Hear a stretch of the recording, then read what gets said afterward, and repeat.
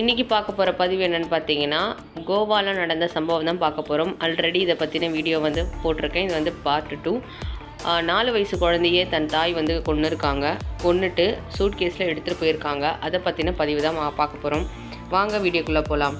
Goa murder கேஸில் இவங்க என்ன சொல்லியிருக்காங்கன்னா, போலீஸாரிடம் வந்து கஸ்டடியில் இருக்காங்க. இப்போது நான் அந்த குழந்தைய வந்து கொல்லலை அப்படின்னு சொல்லியிருக்காங்க.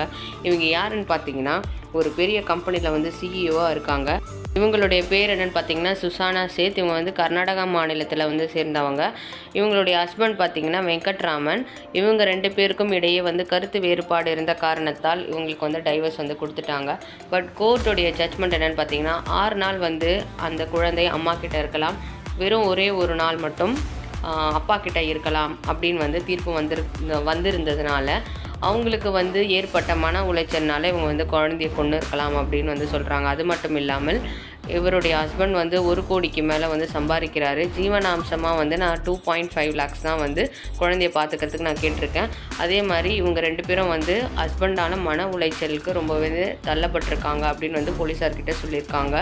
அது மட்டும் இல்லாமல் இந்த குழந்தைய வந்து நான் கொல்லலை, அந்த குழந்தை வந்து நான் தூங்கி எழுந்துக்கும் போது இந்த குழந்தை இறந்து கிடந்துச்சு, அந்த ஒரு துக்கத்தினால என்னுடைய கையை வந்து கட் பண்ணதுனால பாத்ரூம்லலாம் ஃபுல்லாக வந்து பிளட் ஸ்ட்ரெயின்ஸ் இருக்குது, அதுதான் காரணம் அப்படின்னு வந்து சொல்லியிருக்காங்க. அதுக்கப்புறம் மேல்கட்ட விசாரணை பார்த்திங்கன்னா நான் தான் கொன்னேன்னு ஒத்துக்கிட்டாங்க.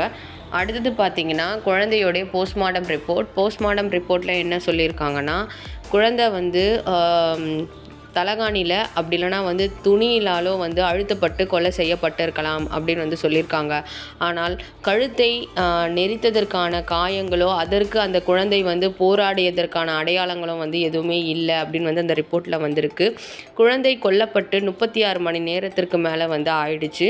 குழந்தை வந்து தலையினை இல்லைனா வந்து துணியிலால தான் வந்து நெரிச்சு கொன்று இருப்பாங்க அப்படின்னு வந்து போஸ்ட்மார்ட்டம் பண்ண ரிப்போர்ட்டில் மருத்துவர் வந்து சொல்லியிருக்காங்க.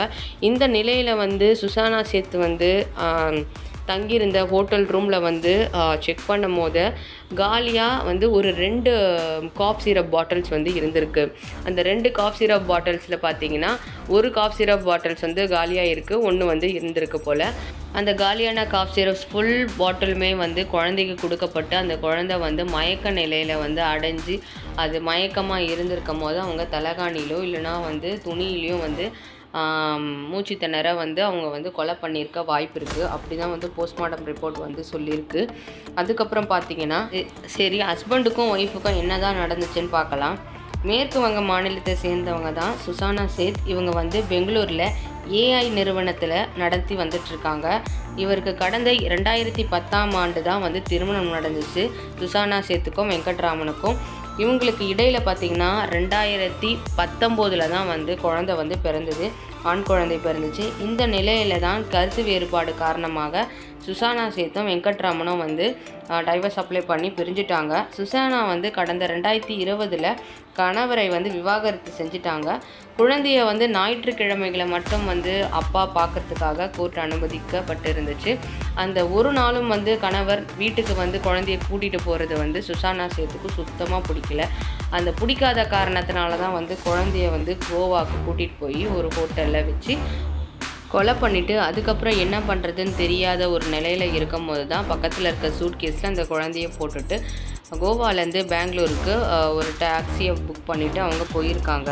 அந்த நேரத்தில் வந்து ரூம் வந்து க்ளீன் பண்ணும் போது இவங்க பிளட் ஸ்ட்ரெயின்ஸ் இருந்ததை வந்து பார்த்துட்டு ஹோட்டல்காரங்க உடனே போலீஸ்க்கு வந்து இன்ஃபார்ம் பண்ணிவிட்டு அவங்க கார் நம்பரை ட்ராக் பண்ணிவிட்டு இந்த போலீஸ் ஸ்டேஷன்ஸில் வந்து விடணும் அப்படின்னு சொல்லி அவங்களுக்கு தெரியாமே வந்து டிரைவர் வந்து விட்டு அதுக்கப்புறம் தான் இவங்க வந்து கொலை பண்ணியிருக்கிறது வந்து கன்ஃபார்ம் ஆனதுக்கப்புறம் இவங்க 6 days கஸ்டடியில் இருக்காங்க. இன்னும் மென்மேலும் என்ன உண்மைகள் வந்து வெளியாக போகுதுன்னு தெரியல. அடுத்த பதிவில் பார்க்கலாம். நன்றி, வணக்கம்.